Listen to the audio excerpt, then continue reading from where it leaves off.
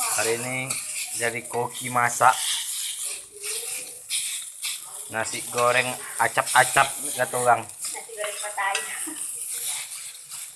Nasi goreng acap-acap patah hati.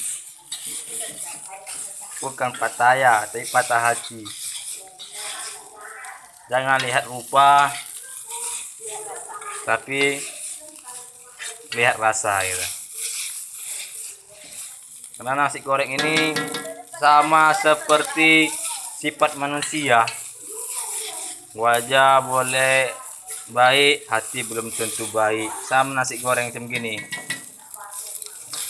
Dilihat tidak enak, dirasa enak gitu. Jangan lihat dari tampilan ya. Nama nasi gorengnya nasi goreng patah hati.